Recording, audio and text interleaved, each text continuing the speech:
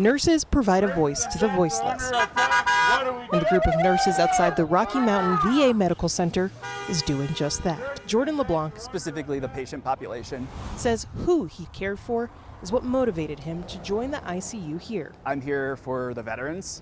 I'm their patient advocate. I am not here for the politics. The politics LeBlanc is referring to include short staffing believed to be tied to budget cuts.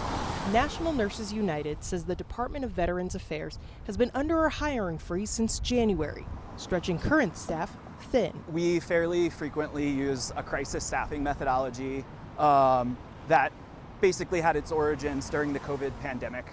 And in that, an ICU nurse will take typically 3 patients.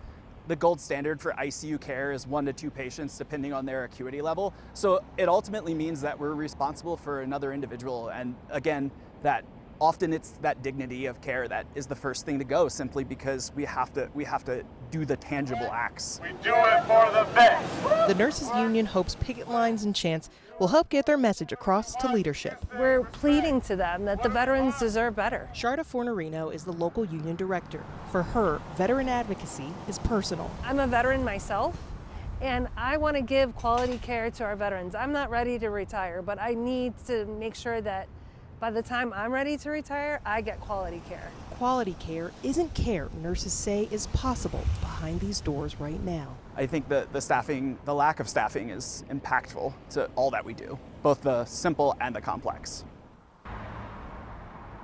Now, the VA says that there actually is not a hiring freeze on nurses right now. They say that they've hired 14,000 nurses in the last 3 years alone across the United States. Now, they do know that these concerns do exist in their unions, so they say that conversations are being had to hopefully bring resolve to those matters. Live in Aurora, Janelle Finch, 9 News. Janelle, thank you.